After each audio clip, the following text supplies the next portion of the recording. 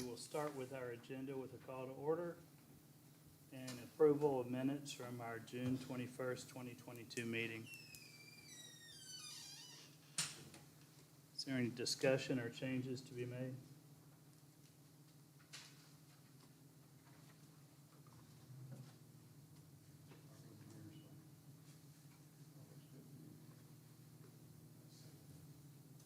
There was who was the motion?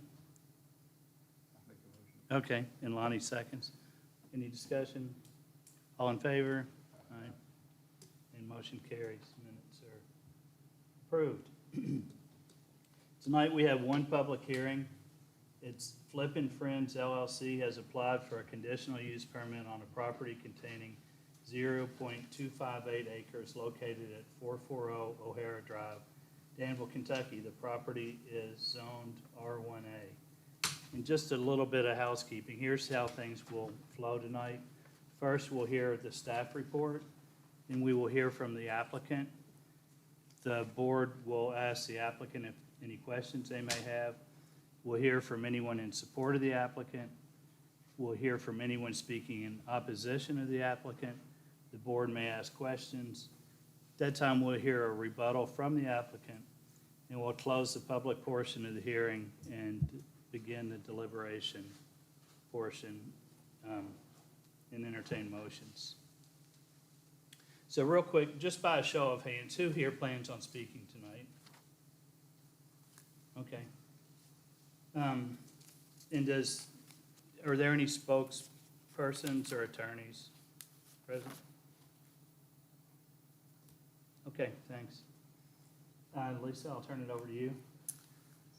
Mr. Chairman, in this interim period between zoning directors, we don't have the benefit of staff reports, so we'll have to rely on the applicant tonight to talk about why they meet the criteria for a conditional use permit. Lisa put together an excellent memo for you all, laying out a lot of those criteria, and if you're hearing their presentation tonight and there are questions that are unanswered, I would encourage you to pose those to them. As a threshold matter, I did want to ask, with regard to this application, will it be occupied by someone who lives on site? No? Okay, all right. All right, Mr. Chairman, that's all I have for now. I can answer any questions, or we can turn it over to the applicant. So do you have any questions for Henry? Okay. Anyone speaking tonight, please do so from the podium. And when you get there, please state your name and address and make a statement that you swear that your testimony today is truthful and accurate to the best of your knowledge. So at this time, we will hear from the applicant.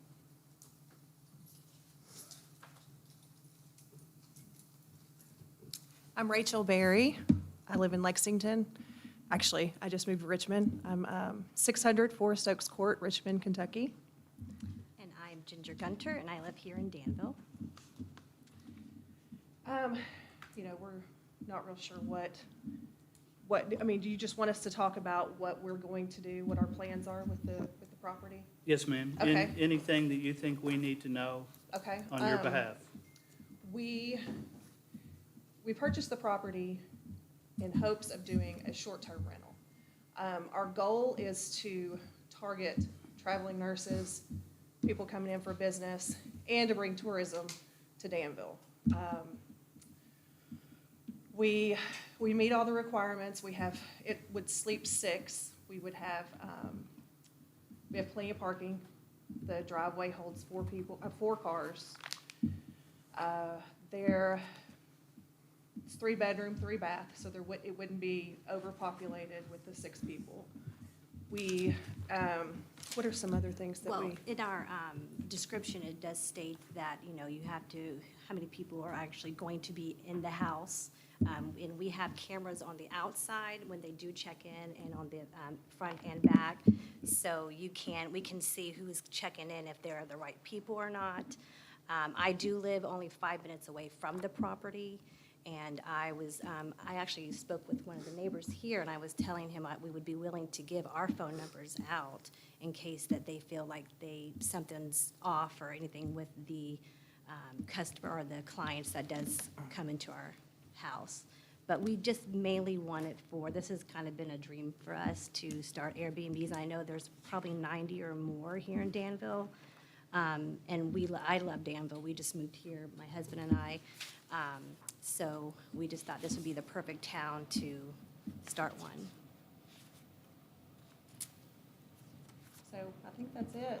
Well, And if you have any questions. So what changed your mind to go from your original plan of a short-term rental to an Airbnb?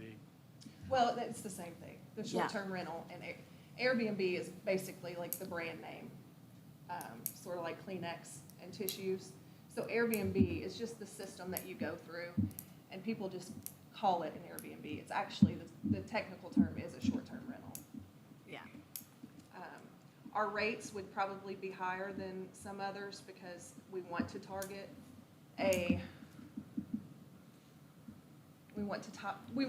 target people who are coming in for business or for work.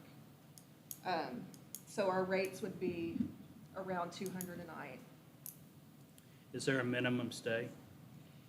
I think 3. We haven't decided, and I don't really know if the zoning, does the zoning require a minimum night stay? We're not real sure, I so. don't think so. There's no ordinance requirement, but if that Okay. responds to the concerns of the board, it's something that you could mention. Okay, and I do know that, like travel nurses will come in and they'll stay a month somewhere, or, a month to 3 months, and they want a comfortable place to stay, so that's one of our targets also. Yeah. Does the board have any questions? Okay, and one thing we missed, your testimony was truthful Oh, and yes. accurate to the best of your Yes. knowledge, right? Yes, sir. Okay, Yes. thank you. Thanks. you. Mr. Chairman, if I might just ask one or two questions of the applicant? Absolutely. Okay. You mentioned a couple months stay. I just want to point out that the ordinance limits stays to 30 days. Okay. I don't know if you were aware of that. Okay. The ordinance also requires that off-street parking areas be screened. Can you tell me about what the screening of the parking area looks like? It's just a long driveway. Okay. And so that's why we said no more than 6, because there is like an actual, like it's a side driveway or parking spot, I guess, but we're not going to allow that or we're not going to say we can hold up to more vehicles. We want only to where they're in our driveway and not on the side where they put in an extra, I guess, spot, the Okay. owners, previous owners. All right. I think that's all I have for now. I might come back to you. Sure. Okay. Yeah. Yes, sir. I kept hearing you say, it's mainly for nurses or anything. Is this open to the public? Yes. Okay. Yes, sir. Yes, yes. There's going to be some public comment tonight. I'm sure there are going to be some concerns raised, and I want to give you a chance to say why you think this is a use that's not incompatible with the neighborhood and what you can do to kind of ensure that it's compatible with the residential setting. Sure. Well, I do live 5 minutes away, and so I would love for the neighbors, if they ever have an issue or concern, that they would contact us. I've stayed at Airbnbs, that's where we travel, we stay at Airbnbs, and I always look for the Airbnbs in nicer neighborhoods or nice places to stay for families. We travel as a family. When we saw this neighborhood, it's absolutely gorgeous, and the people have all seemed so welcoming and so nice. And then when we asked planning and zoning, are we allowed to, and they just said, yes, you just have to, ask for a conditional permit. So that's why we're kind of going through the channels to get this. But I think, we'll take good care of the property as much as we can. We want it to be successful, but also, our neighbors, we want them to be happy as well. I know with Airbnbs, there's the potential or the ability to have certain stipulations for the renter. Do you have that in line, or are you willing to put those stipulations or maybe reflect it in the cost of the rent? I know you mentioned that briefly. Yes, we do have in the description that they cannot be parties held. There is a a noise ordinance where they have to, since it is a neighborhood, there's a certain time where the noise, they cannot have loud music and things like that playing or anything like that after a certain time. And we can charge, and it is in in our rule book that we can charge a fine for those types of things. So any noise, any loud music, parking situations, it's in our rules that say, if you were parked in a place that you're not supposed to, your car will be towed. So, and we want to be notified if this is, things are an issue. Is your noise orders, is y'all's rule, you going by that one, or you going by what Danville's is? I don't know what Danville's is, but I put in our rules, no loud music after 9, so.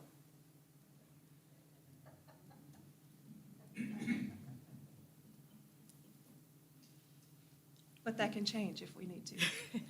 Yeah. Any more questions? Thank you all. Thank you. Is there anyone here speaking on behalf of the applicants? Well, I'll speak. I'll speak. Let me speak. Are you speaking on behalf? Oh, excuse me. I'm sorry. Okay, so I know this can be an emotional issue. We're all adults, we're all neighbors, and let's please treat each other with respect, treat the board with respect. We all, have our opinions. Sometimes they're differing, but we're going to keep it civil, or we will ask you to leave the room. So anyone speaking in opposition of the applicant? I could go first. Please.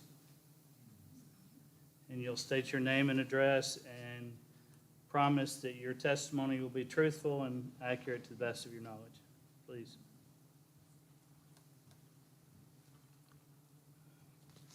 Hi, my name's Scott Yankee. I live at 447 O'Hara Drive, my wife and I, and my testimony is accurate to the best of my knowledge. I cover everything. Sure, thank you. I'm not very good at public speaking, but I prepared a thing. I'll read it if that's okay. I went through it at home. It's about 5 minutes, if that's enough. Is that okay? That's fine. Time-wise? That's fine. I'd like to thank the board for allowing the residents of Green Acres to voice our concerns about short-term rental businesses being proposed in Green Acres.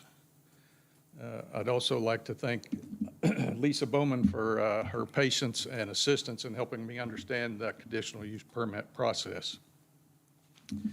I first learned of the proposed use after introducing myself to Ms. Gunter in the driveway, going over to meet the new neighbors, and that's when I learned about the sign, what the sign meant in the front yard for a conditional use permit. And since then, I've been talking to Lisa, going to the courthouse and doing a little research and trying to familiarize myself with what issues have been going on with short-term rentals, if any.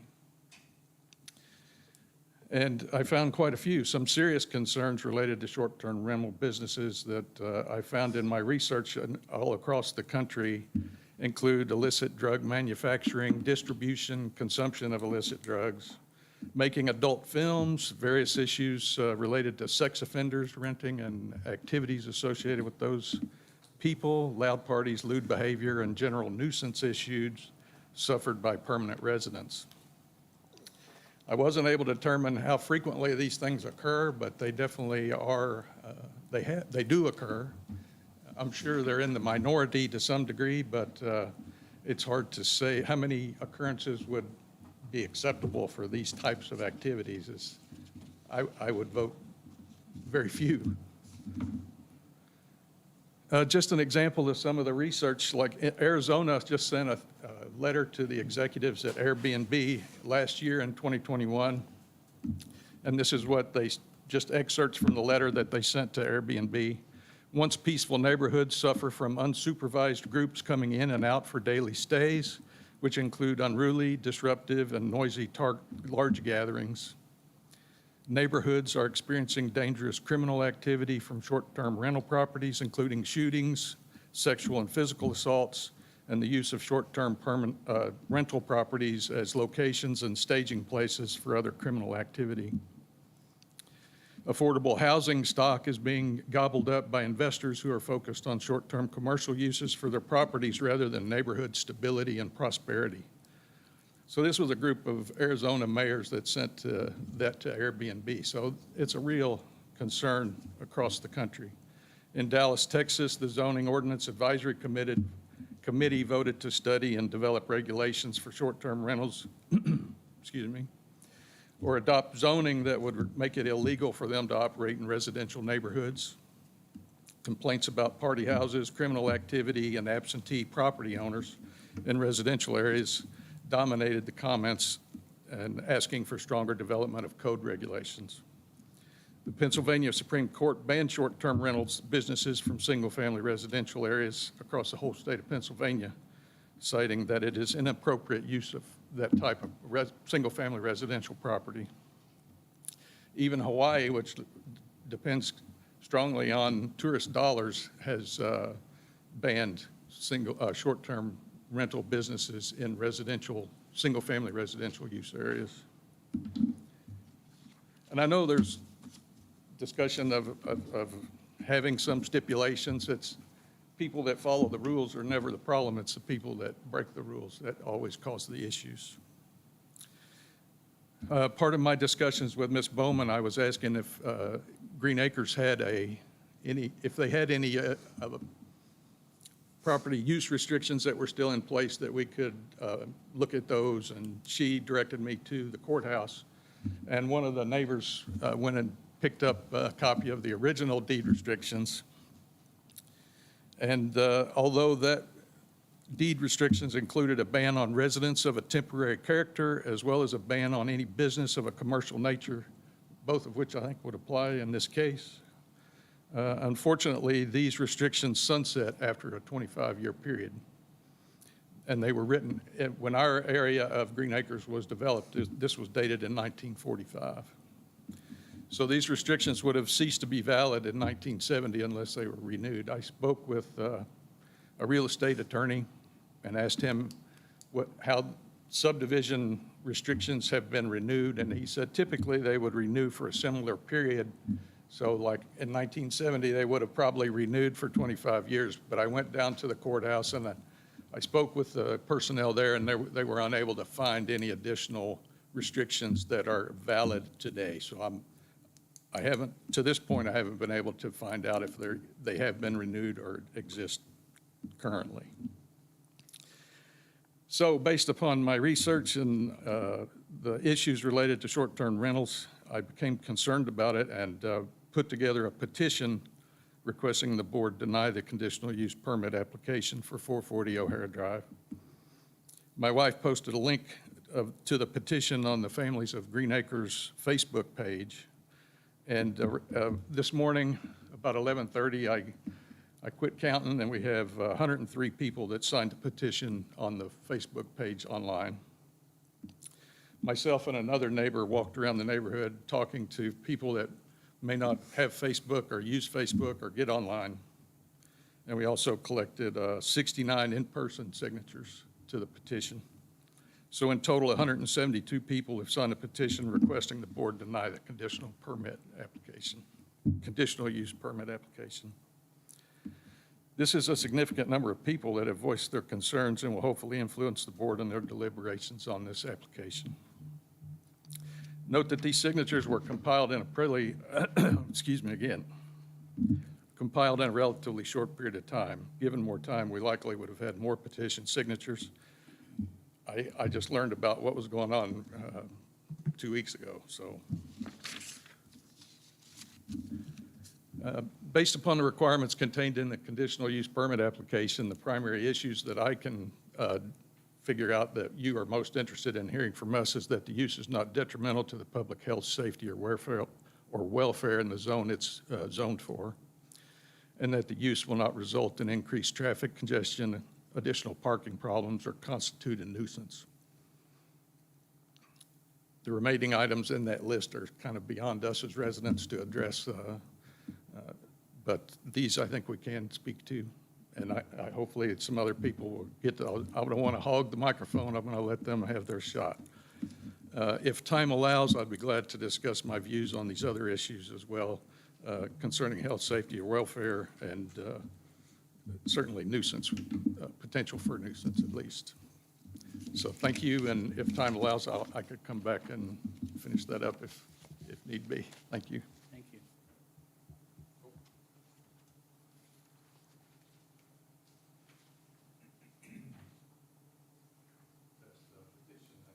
Actually, if you could give that to me for the record.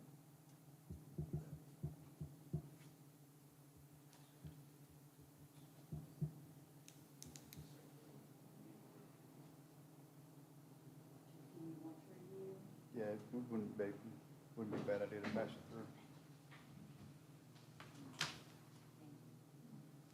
Is there anyone else to speak in opposition? Please.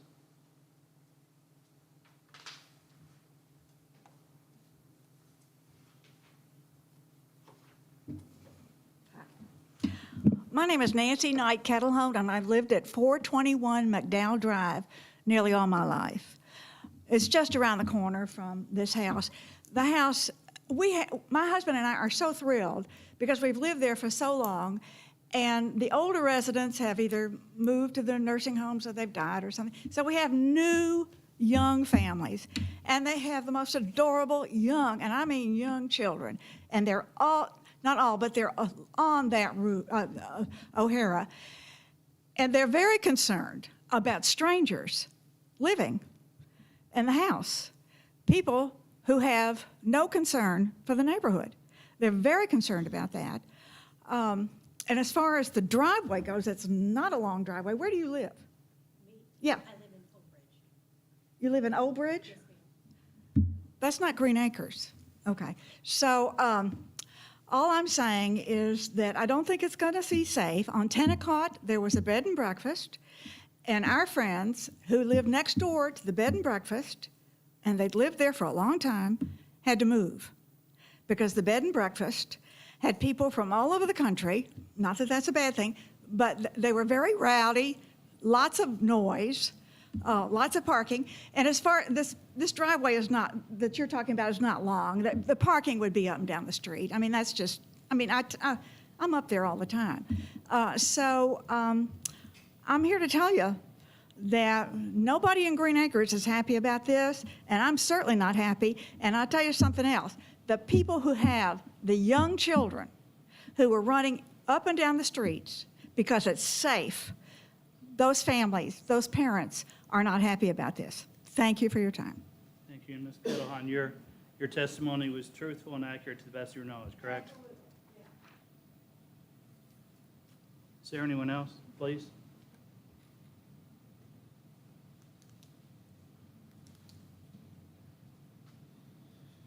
Michael Wisnat, 443 O'Hara, right across the street diagonally. Everything I say will be truthful. I bought in the neighborhood because it was a safe place for my 6 children to play in the yard, play in the street, not have to worry about the ins and outs.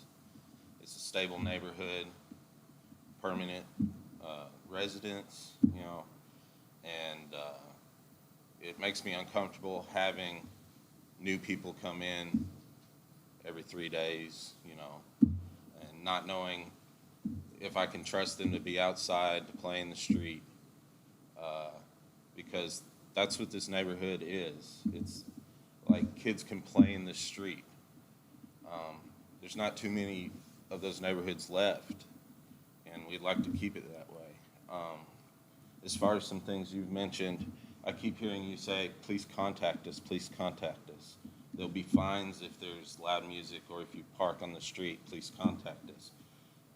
Well, that sounds like you're asking me to watch it for you, and if they break the rules, you'll get more money. And that's not what we want. We want a neighbor. We want somebody we know, somebody we can grow to trust, and not have to worry, well, can my 6-year-old run around and play with chalk and, you know, in his underwear, you know, that it's a safe neighborhood, and I think we'll be losing that. I didn't buy the house for the house. I bought the neighborhood for the neighborhood. And I think we're going to let that go if the this gets approved. Thank you. Anyone, please? And your name and your address, please, and that your testimony will be truthful and accurate to the best of your knowledge. Yes, my name's Edwin Gustafson, and I'm here with my wife Linda. We live at 545 East Lexington Avenue. We live at 545 East Lexington Avenue. Currently, we have a Airbnb that was grandfathered in right behind us. That piece of property, it's rented for class reunions, wedding parties, all kinds of short-term rentals. And the property it has a huge patio right behind us. We're an elderly couple. Our bedroom, when we built our house, we situated our bedroom facing that property's patio to get away from Lexington Avenue's noise. When there's parties there from 10 to sometimes 1 o'clock in the morning, there's noise. And also, people that rent that property, they have pets. They let the pets off their lease to use our backyard as a place to defecate and urinate with their pets. So and the only reason they can have the number of people there is First Christian Church. I don't know that the church allows them to use it, but they use First Christian Church parking lot for a private parking lot for that property.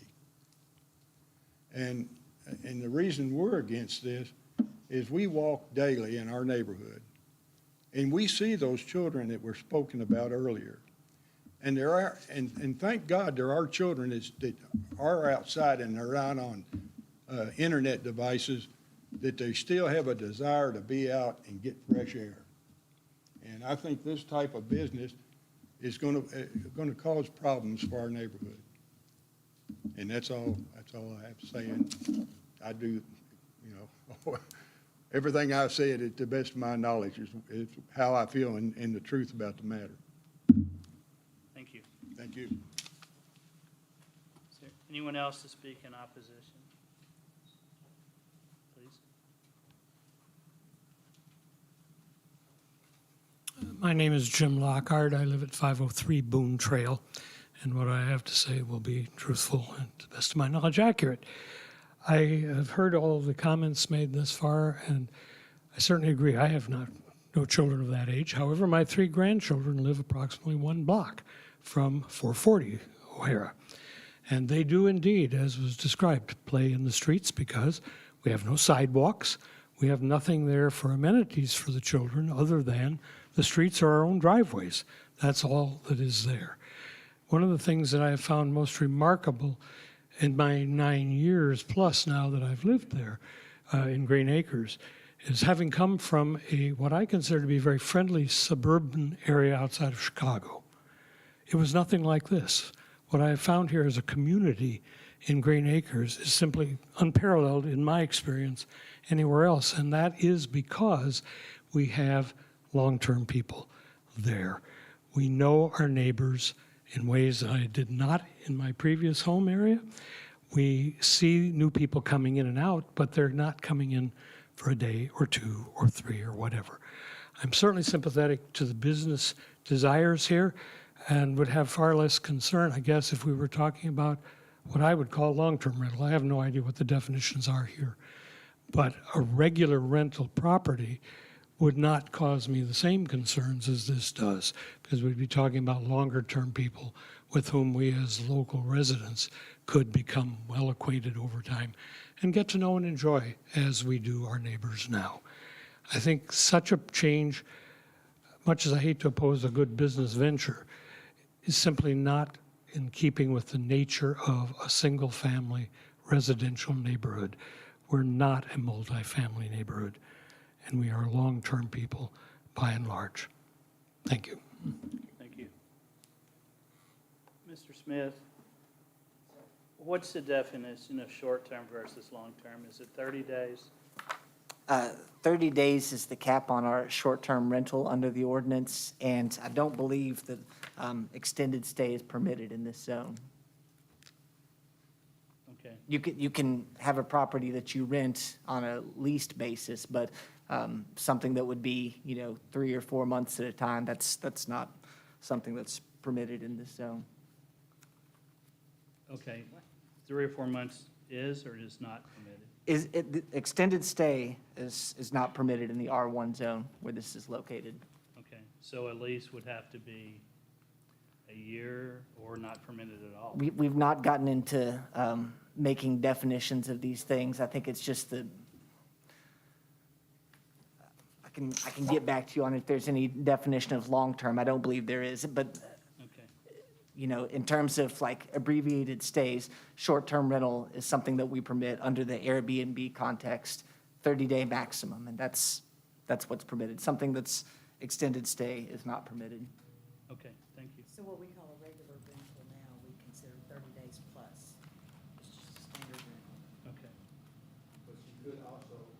But you could also, you said 30 days is short term? Yes, sir. Under 30 days. Okay, so you also could say 30 days, check out, come back the next day after, and you start all over, right?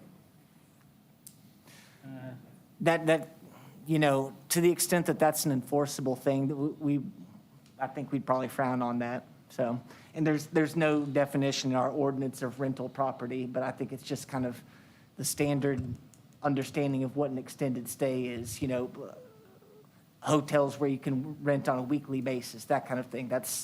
That would be an extended stay. I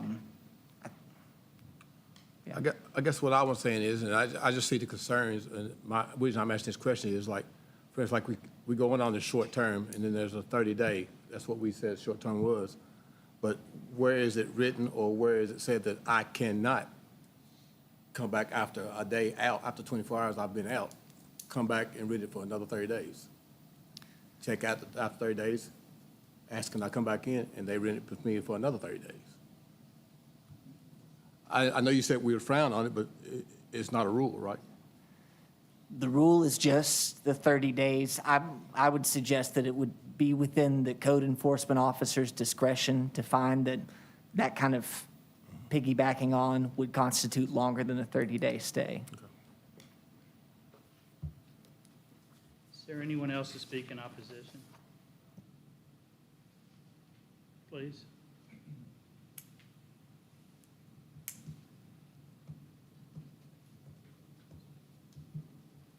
I've stated my name earlier, Ed Gustafson. One of the things I'd like to know from the board here, what kind of regulations are put where this type of business is profitable for our city? I know the one that's behind me, they told me when I called downtown here that that was grandfathered in and it was covered under state regulations, not under city. And since then, I think the city has seen that this could be a problem. So now they've set up maybe some ordinances to follow for this type business. But I'd like to know how the city is going to manage getting revenue from these people that rent these properties and it's reported properly, because I don't think it's, just like the one behind me, I don't think it's right that people to have a business and not be beneficial for all of us that live in the community. I think I can answer that. That's actually out of the purview of this board's oversight, but it is governed by the Convention and Visitors Bureau, and I think a new ordinance has been drafted that the Airbnb company has to collect the tax and submit them locally to the Convention and Visitors Bureau. Okay. Were you going to add to that, Steve? I was going to say, before my time on this board, when Airbnbs started to become popular, there was no codes in Danville as far as Airbnbs are concerned. So they were popping up everywhere, and that's when there was some concern. Planning and zoning stepped in, created an ordinance against that, and that's why we've come to the point where we have a conditional use permit. Is that correct? That's correct, and I think maybe the applicant might be able to speak to what kind of tax licensing or other business licensing they've had to submit. That might be a way to answer it. But in short, that's outside of the purview of this board's oversight. Is there Anyone else to speak in opposition of? And you aren't here to hear the rules. Please state your name and address, and that your testimony will be truthful and accurate to the best of your knowledge. Okay, my name's Amanda Goodwin, and my address, Amanda Goodwin, and my address is 447 Pleasantwood Drive. And this is, what was it, true and True and accurate to the best of your knowledge. true and accurate to the best of my knowledge. So we live right behind O'Hara, and there's one of my kids. We do have 3 kids. I'm not as concerned about weird people in the neighborhood. I tend to assume that, like, most people are basically good. But there is a big concern for affordable housing in our, in Danville. One of our friends, I don't know what got here late, so, but works for the Families First, or the Family Resource Office at Tolliver, and there are people who call all the time trying to find, affordable housing. And I'm not in opposition to long-term rentals in our neighborhood for families who are trying to get out of multifamily into a single-family house. But we want families, we want retired people, we don't want people that are just there for the weekend. And yeah, so it's hard for people to, just in thinking about, I know this isn't the purview of what you all are doing now, but overall for Danville to have a plan that, like, maybe just the VRBOs be downtown or in business areas until we can have enough affordable housing for families.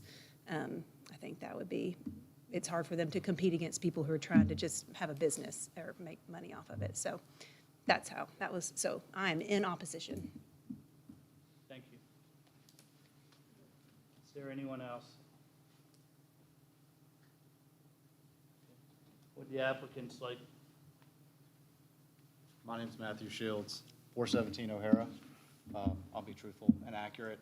And not so much a testimony, but maybe clarification on, you said y'all are the ones that monitor the cameras 24/7?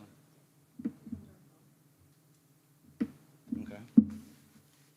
And also, I had one other comment. And I agree with, I forget who said it, but as well, you offered your phone number and you want us to police it for you. We were just if you have problems or concerns, not, because we will see on the cameras if you are checking in, checking out. Okay. Yeah, that's my major concern is that I still feel like we're being asked to police their property, even though you're 5 minutes away. So Thank you. that's all I have. Thank you. Okay, anyone else? Okay, with the, I'd hate to be a nuisance, but I have one more question. When we come up with a please, yes, sir.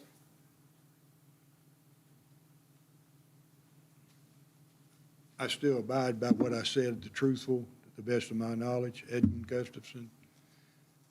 The applicants earlier said that they would have any vehicles towed that were parked illegally or without in the bounds of their property. Who's going to notify when a vehicle's out of the bounds of their property? Who's going to pay for the tow, and who's going to do the calling for the tow service? How are we going to police that?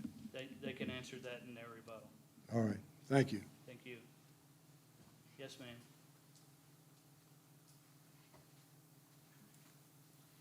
My name's Rachel Wisnat. I live at 443 O'Hara Drive. Everything I say will be truthful and correct. My husband already spoke, and I don't really want to rehash what he said, but we live diagonally across from the property in question, and we do have 6 kids. So when they talk about kids running the streets, a lot of times, that is us. I did have a question, though. We received, as adjacent property owners, and I know not everyone did, the notification about the conditional use permit request. And I did want to ask why if there should have been any more documentation from the adjacent landowners. Because I noticed in their application for the request for adjacent landowners, it said NA. I'm wondering, is that Danville doesn't require that? They didn't get that? None of us were approached No one was aware, besides, the neighbors that went to welcome them, until the sign was in the yard notifying us of I this. think, and Lisa, please correct me if I'm wrong, I think that would be them providing a list of the adjacent neighbors to, Yes, that's correct. And I So where it spoke with, marked NA on their application, was it not necessary? it was necessary and it was fulfilled that notice be provided to all adjacent landowners, that Okay. this meeting has been properly noticed. And as for what's required by the regulation, it's just that notice is given of the meeting like the one that you received. There's not a requirement that we collect data or input from adjacent owners. This right here is the chance for that. Okay, great. And just one more comment about the nature of Airbnbs, and that I appreciate that they're looking to rent to a certain demographic, or that they're looking for certain people and jobs, but the problem with Airbnb and being the people across the street is that there is no consequence or for any of that until after it's become a problem. And I think as an adjacent landowner, that is my primary concern. So, thank you. thank you. Okay, last call for anyone to speak in opposition. Would the applicants like to offer rebuttal to any of the testimony in opposition?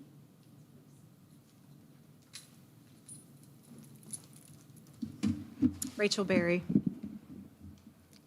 I promise it's the truth. Thank you all for coming. I totally understand every concern that you all have had.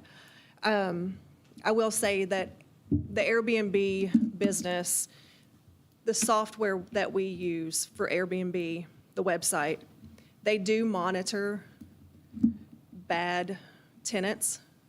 Every time that somebody will stay at our place, we will give them a review as well as they give us a review.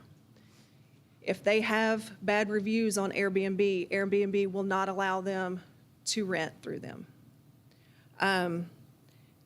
And while I'm on the topic of Airbnb, the taxes, when we set up the house for the Airbnb, taxes and everything will be set up along with that. And we also pay taxes as a business owner, just like any other business owner, for the tax question. So Airbnb does they take every step to try to weed out the bad eggs. And also, if your rates are a little bit higher, that tends to keep the demographic that want to just rent a house to party, that keeps them away. They're looking for cheaper night stays so they can throw a party. And that's not what we want. We want everybody in we want to love this neighborhood. That's what we want. Let's see. And the policing, we do not want our neighbors to police. We don't want you guys to police anything.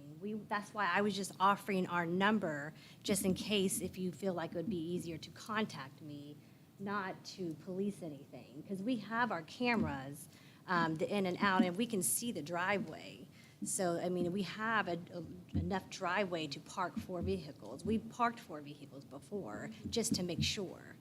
And so that's why we only allow the 6 people to stay versus adding a couch that lays out into another bed or another futon. We wanted to keep it smaller, so there's 3 rooms, so each room will be occupied.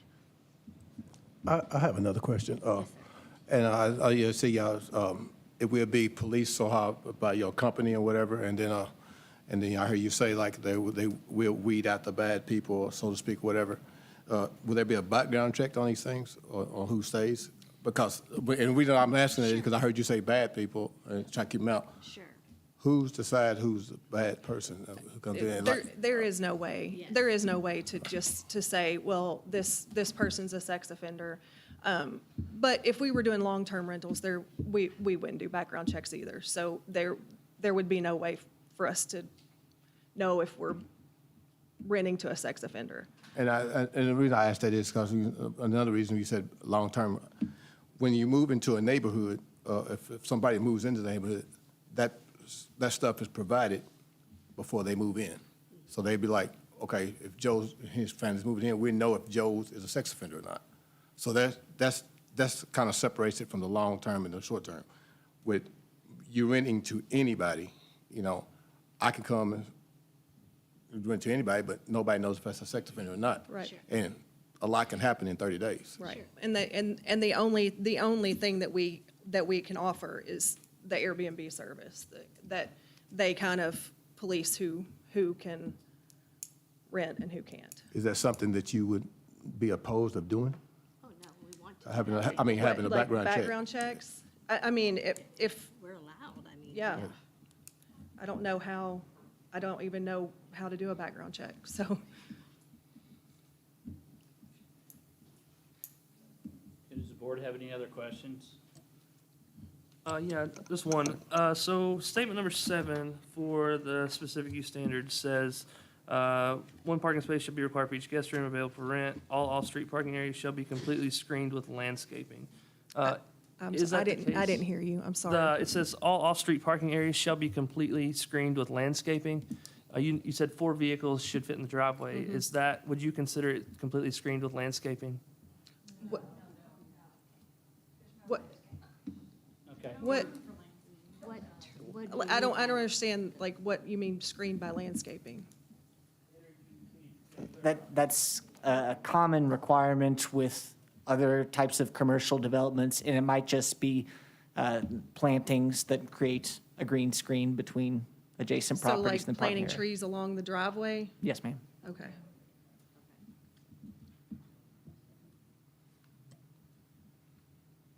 Board, is there anything else? I did not have an opportunity to drive by, and so I don't know exactly how the driveway works.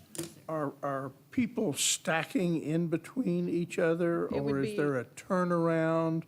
Or So- is there a pull-off? Or are we going to have to stack and back out and pull back? If you have, so right in front of the house, which is part of our property, there is a blacktop area. That sort of, it sort of looks like it turns into the driveway. Now, we can stack 4 cars, one here, here, here, here, in the driveway with no problem. And they can back out into that blank spot, or they can back out into the road, or, I mean, if there are 4 cars in the driveway, which I don't know that there would be that often, but they'd have to move their cars to get the people in front out. They would be stacked. Yes. It's a straight driveway perpendicular Yes, to it the is. front of the house. The cars would be parked end to end. That, Is that correct? Yes, sir. that pull-off area in the front, are you considering that for the 4 vehicles? or No. Okay.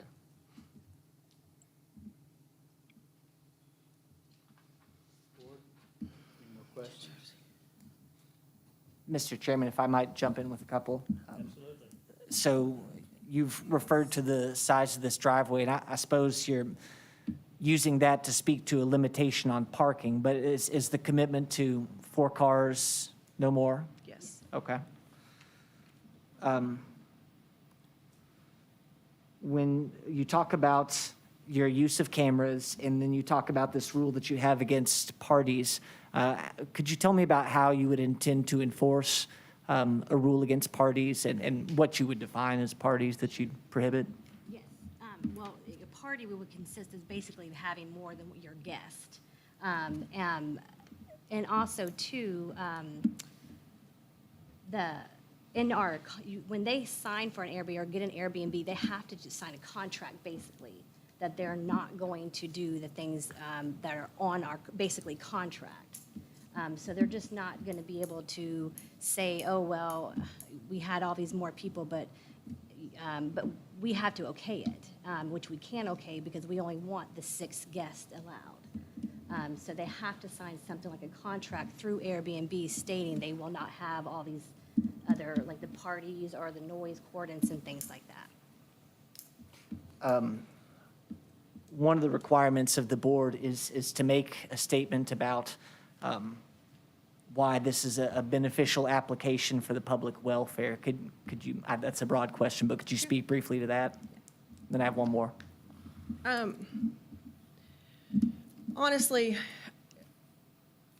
it's just, we want to provide a place for people to come, have a nice neighborhood to stay in, a nice home, bring tourism to Danville, bring money to Danville, the Bourbon Trail, we're so close to so many tourist stuff. So, I mean, that's our ultimate goal. We want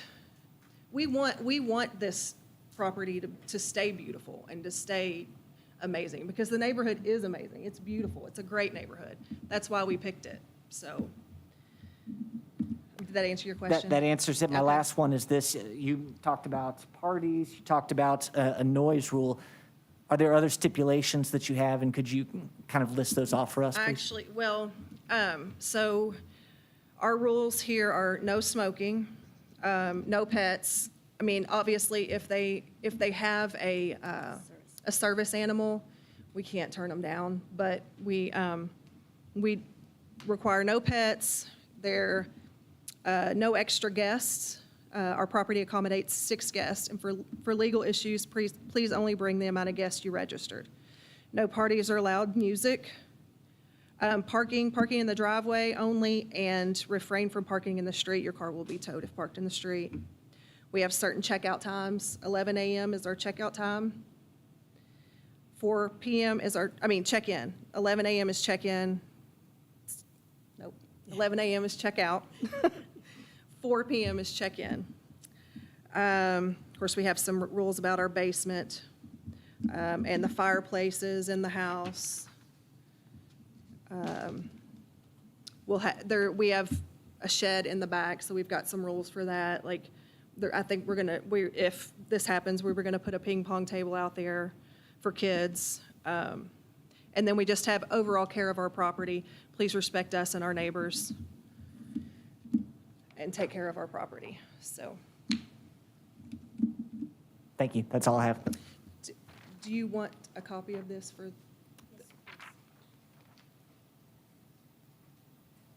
Okay, board, last call for questions. This time we'll close the public portion of the hearing and begin our deliberation process.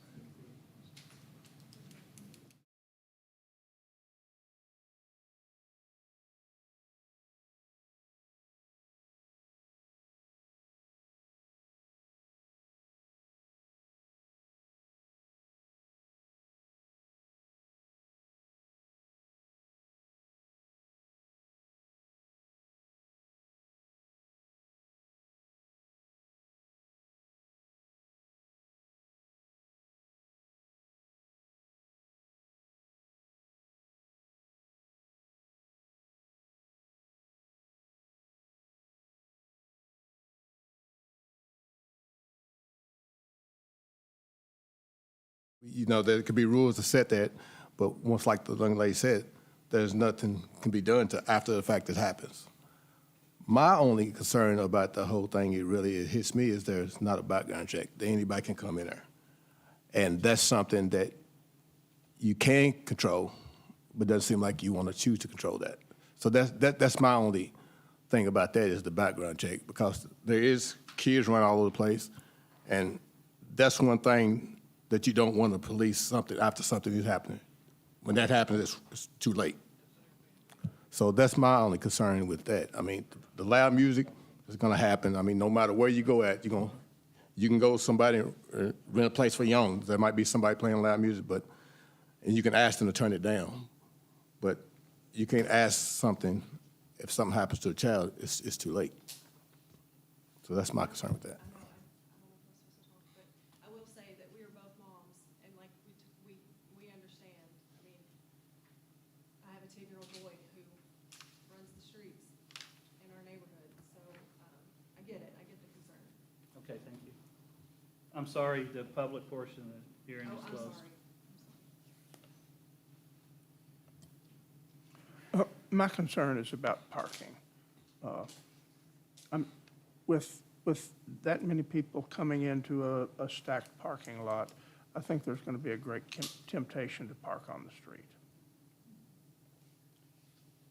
I don't have concerns about the parking. What I have concern about is the degradation of established neighborhoods in Danville.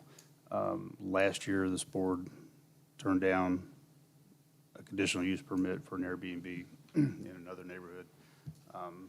And I hate telling people what to do with their property, but I'd like to make a motion to deny this conditional use permit. Okay, there's a motion on the floor. Is there a second? I would second that. Motion is second. Is there any further discussion?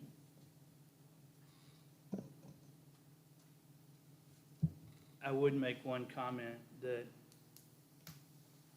I think our job is to determine the appropriateness of a application for the area it's proposed for. I think there's certainly a place for Airbnbs in Danville and everywhere else. However, I think they're more suited to maybe something that's already a commercial area. In fact, they wouldn't even need, they wouldn't even need a commercial. I don't think so, no, sir. And that would be like some of the upstairs on Main Street. I think they'd be very successful. I don't think it's appropriate in an established neighborhood. And George, I'll add to that too. Being a resident in Perryville, there's obviously a lot of historic history there, and there's actually a walking tour with signs out in several yards. And I know, in fact, a few of those are actually Airbnbs as well. And I mean, if I bought a house next to it, I would not be surprised in the least bit that it turned out to be that, the case. So, Yeah. like you said, I understand there's a place for it. I think that we would be opening a floodgate if we approve, that there would just be more and more. Mr. Chairman, before there's a vote on this motion, I would just like for us to kind of pin down what are the justifications for it and put those in terms of, detriment to public health, safety, or welfare, or nuisance. Those are the kind of bounds for us. Sure, and I think that it falls under the nuisance clause of that. I think it's going to create a public nuisance in the neighborhood. Okay. Mr. Smith, thank you. I always forget to ask you to wordsmith on motions. Are you content with the motion made? I think that what Mr. Sutherland is saying is that there are required findings in the ordinance, and one of them is that the use won't constitute a nuisance, and we're unable to make that finding. I think that's exactly what you meant. I think it's exactly, what I intended to say if I were Henry Smith. Is there any further discussion? Are we ready for a vote? All in favor of the motion on the floor, which is to deny the conditional use permit for reasons stated? The motion carries unanimously. So I'm sorry, ladies, but your application is denied. Pardon? Can we appeal? Mr. Smith? You'll want to talk to a lawyer about that, but yes, there is an appeal to the circuit court. And I think the appeal is in circuit court, is that correct? It is, and you have 30 days to do so. Okay, and we still have some business to conduct. Okay. Okay. Thank you. Thank you. Okay, is there any old business?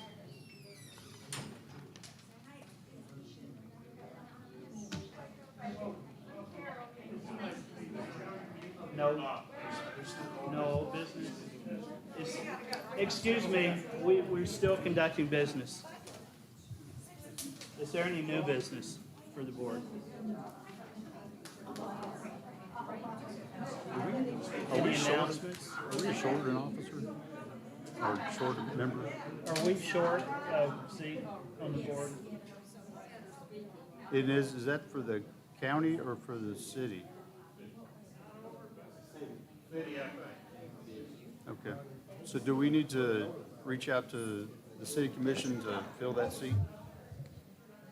I think they already have.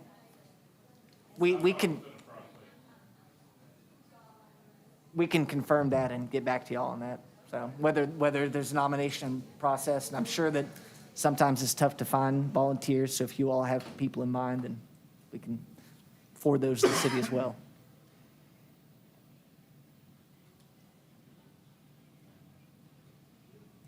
Any other new business? Announcements? The search for a director for planning and zoning is underway.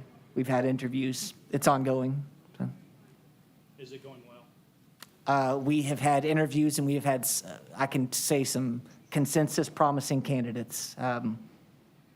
Ambitious, open-minded people with good credentials. How many candidates are on the table at this point? I would love to answer that question. I don't know that I have leave of the search committee to do so. I know that they've specifically declined to answer that in other public forums, so. Fair enough. Fair. Yeah. Thank you. Is there a motion to adjourn? And a second, and a third, and a fourth? All in favor? Aye. We stand adjourned. Thank you.